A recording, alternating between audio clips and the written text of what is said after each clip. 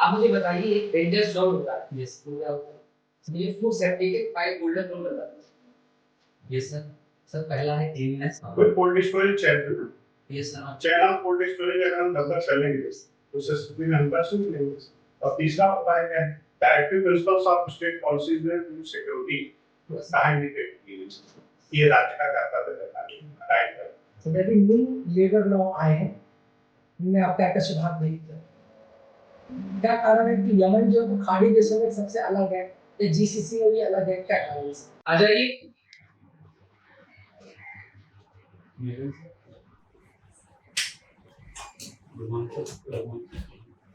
आपका डेस्क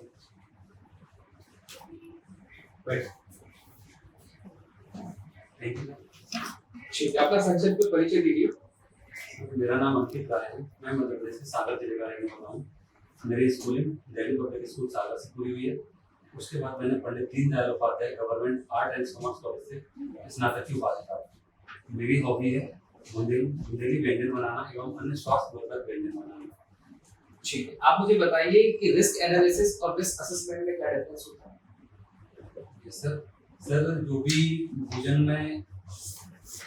की जो फूड चेन होती है उसमें किसी भी स्तर पर संभावित खतरे की पहचान करना और उसके जो रोकने के लिए जो भी उपाय लागू किए जा सकते हैं, पहचान को रिस्क असेसमेंट बोला जाता है। और रोकने के उपाय को रिस्क वो जोखिम मूल्यांकन कहा जाता है। आप मुझे बताइए जो एडल्ट्रेशन होता है उसके लैब टेस्ट होते हैं, तो कितनी कैटेगरी में उनको बांट रखा है? आप मुझे बताइए कि जो खाद्य होता है उसे स्टोरेज करने के लिए साइलो बनाए जाते हैं। साइलो के बारे में बताइए क्या होता है? साइलो खाद्यान्न के भंडारण की आधुनिक तकनीक है, जिसमें 10 से 20 टन और 500 टन तक अनाज का भंडारण किया जाता है। सेफ कैसा होता है? शंक्वाकार शेप के होते हैं, नीचे से सिलेंडरिकल, ऊपर से कोनिकल। क्या रीजन देता है इसका कि शंक्वाकार बनाए जाते हैं? कुछ तो रीजन होगा। ठीक, आप मुझे बताइए एक डेंजरस जोन होता है। यस, वो क्या होता है? सर डेंजर जोन भोजन को एक उचित तापमान और भंडारण के लिए बनाया गया है। और जो कि डेंजर जोन होता है ये 5 डिग्री सेल्सियस से 60 डिग्री सेल्सियस के बीच का होता है। इसके बीच में यदि भोजन ज्यादा देर तक रहता है तो खराब हो जाता है। क्या रीजन खराब हो जाता है? सर खराब होने का मुख्य रीजन ये है कि इस तापमान पर जो भी स्पॉइलर्स पॉइजन बैक्टीरिया होते हैं वो बहुत तेजी से बढ़ते हैं। ठीक, मुझे फूड सेफ्टी के 5 गोल्डन रूल बता दीजिए। यस सर पहला है क्लीननेस, दूसरा है क्रॉस कंटेमिनेशन को रोकने के लिए कच्चे और पके हुए भोजन को अलग रखना, तीसरा है सुरक्षित तापमान पर भोजन को पकाना, चौथा है सुरक्षित तापमान पर भोजन का भंडारण करना, और पांचवा है सुरक्षित जल और कच्चा माल यूज करना। ठीक, मुझे बताइए आईसीआर जो है उसके भी अध्यक्ष कौन बनता है?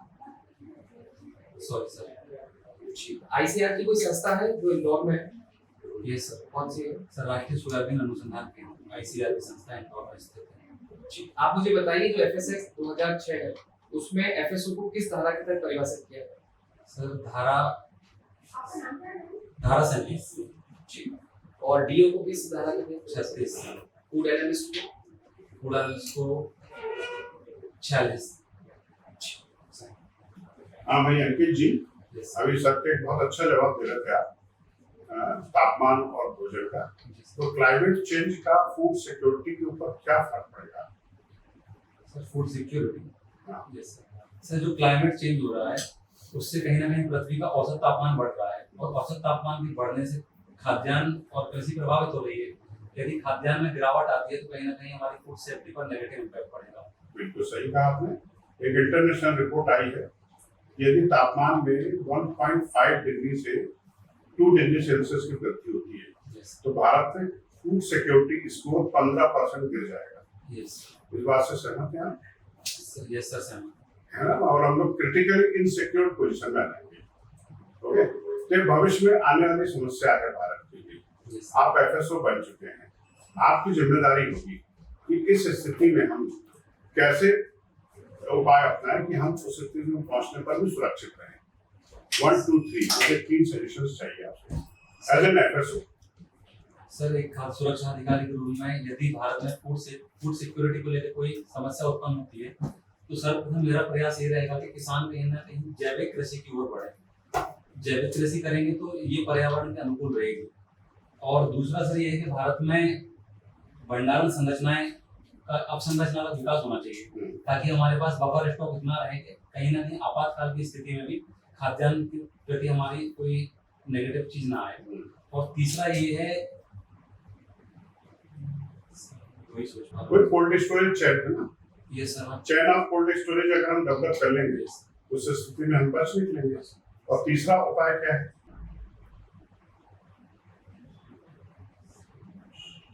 भाई नागरिकों को भी अपनी फूड हैबिट्स में चेंजेस लाना पड़ेगा। यस सर, लोग भोजन का कम से कम दुरुपयोग अपव्यय करें। अपव्यय करें। अगर ऐसी स्थिति आ जाती है तो आप नागरिकों को as a prime minister of India क्या संदेश देंगे सर मन की बात में?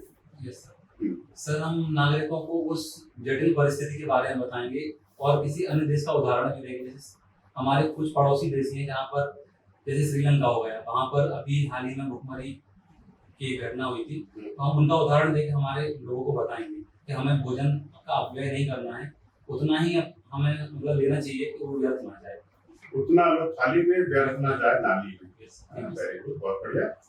फूड सिक्योरिटी इंडेक्स में जो मध्य प्रदेश की स्थिति है एकदम खराब नहीं है, लेकिन टॉप 3 में भी नहीं है। केरल, पंजाब और तमिलनाडु के बीच में मध्य प्रदेश अपनी जगह नहीं बना पाया है। जगह बना पाए एज एफएसओ आप क्या सजेशन देंगे?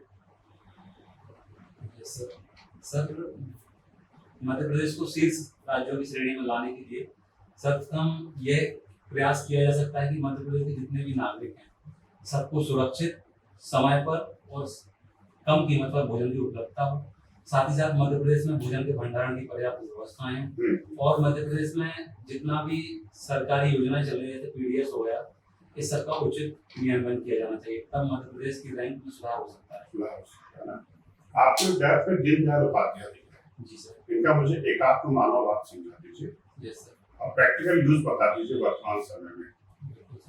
सर, पंडित दीनदयाल उपाध्याय ने मानव को केंद्रित कर विकास की अवधारणा दी थी, जिसे एकात्म मानवतावाद कहा गया। इसमें उन्होंने कहा है कि धर्म, अर्थ, काम, मोक्ष 4 पुरुषार्थों के माध्यम से मानव का विकास किया जाना चाहिए। यदि इस आधार पर मानव का विकास होता है तो हम राष्ट्रीय विकास तक भी पहुंच जाएंगे। प्रत्येक मनुष्य को भोजन की उपलब्धता सुनिश्चित हो, इस संदर्भ में पंडित जी दीनदयाल जी ने क्या कहा है?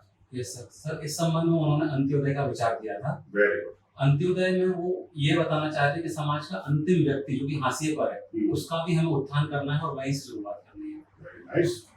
भोजन का अधिकार यस हमारा कैसा अधिकार है? कॉन्स्टिट्यूशनल है, नॉन कॉन्स्टिट्यूशनल है?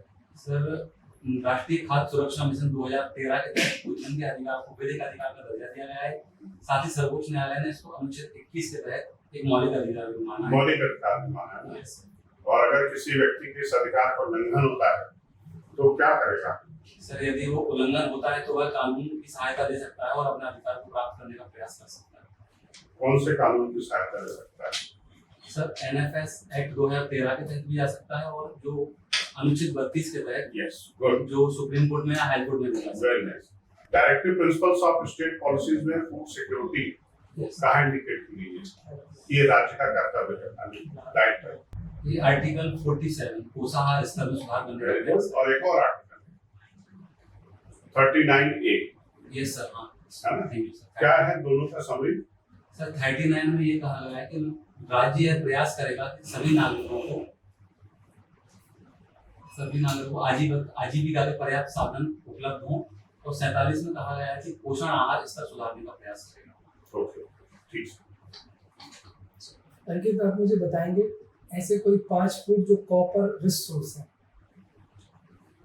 कॉपर रिच कॉपर मिलता है आपको इसको खाने से, कौन कौन से हो सकता है? अभी आदि आयरन फूड बताते हैं, ऐसे कोई 5 Yes. Iron food. Sir, iron में गुड़, पालक। गुड़ में आयरन कैसे आ गया? सर, गन्ने में तो नहीं होता है। सर गन्ने में सर गुड़ बनाने की प्रक्रिया जो होती है उसमें कुछ मिलाया जाता होगा। क्या मिलाते हैं? गुड़ में सब मिलाते हैं? सर, इसकी जानकारी नहीं है मुझे इतना। ठीक है। पढ़ा था मैंने कि हाँ उसमें आगे गुड़ में पालक के अलावा सर अनार, चुकंदर, इसमें आयरन। चलिए, अभी किसान जो है आज की प्रमुख खबर है नरवाई, जिसको पराली कहते हैं, Yes, आपके सागर में नरवाई बोलते होंगे, yes. वो जलाते तो उन पे FIR हो रही है। किस धारा के तहत हो रही है? क्या FIR हो भी सकती है? सर धारा का तो मुझे नॉलेज नहीं है, लेकिन ये जो पराली जलाना है वो पर्यावरण को दूषित करता है, तो इसके जो नियम बनाए गए हैं उसके तहत FIR हो सकती है। चलिए, अभी न्यू लेबर लॉ आए हैं, इनमें आप क्या क्या सुधार देखते हैं? सर सॉरी, अभी 2027 की जो जनगणना होगी उसके ब्रांड एम्बेसडर बन गए हैं, आपकी खबर भी है, कौन बन गए brand ambassador? Sir Shri Sudarshan Patnaik. ठीक है। इनको पद्मश्री मिला हुआ, कब मिला है सुदर्शन पटनायक जी को? सर माफ कीजिए। चलिए, कोई बात नहीं। आप मुझे बताएंगे, अभी लोकसभा की सीट बढ़ाने पर यस सर। एक बात चल रही है, सही है और क्यों बढ़ाई जा रही है? सर जो 2027 की जनगणना होगी है, इसके तहत जनगणना के आंकड़े बढ़ जाएंगे और मध्य तो प्रदेश इसमें तो ये बोला जा रहा है कि एक तो मध्य प्रदेश की नहीं, पूरे देश की सीट बढ़ेगी, एक बात। दूसरी बात, इसमें तो ये बोला जा रहा है जिन राज्यों का प्रतिनिधित्व कम है, अब वहां पर प्रतिनिधित्व बढ़ाया जाएगा, इस तरीके से बात चल रही है, ना कि जनगणना की बात चल रही है। अब क्या कहेंगे? अब बोला जा रहा है कि साउथ का भी प्रतिनिधित्व बढ़ेगा, तो इसका आप क्या अर्थ लगा? Sorry sir. चलिए, अभी आपके किसी पड़ोसी देश में सत्ता परिवर्तन हुआ है और नए PM बने हैं, किस देश की चर्चा चल रही है? सर नेपाल। कौन बन गए नए PM?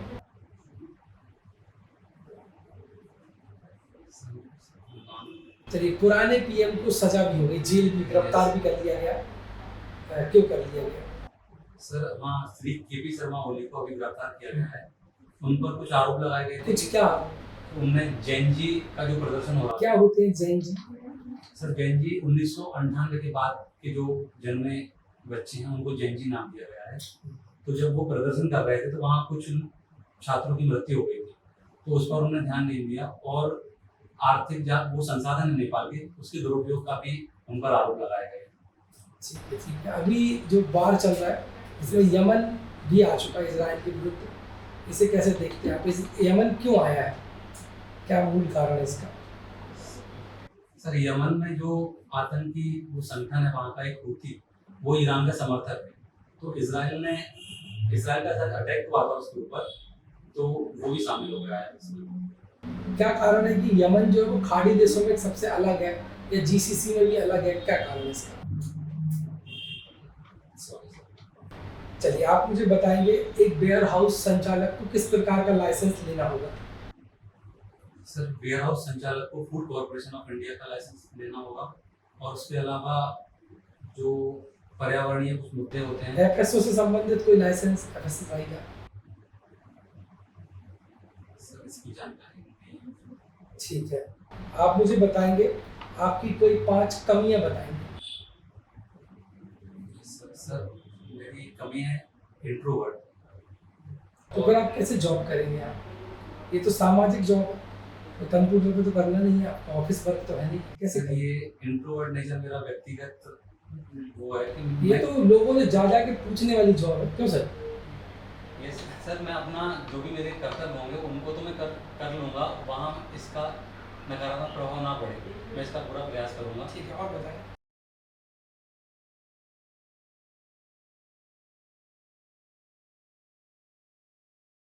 जैसे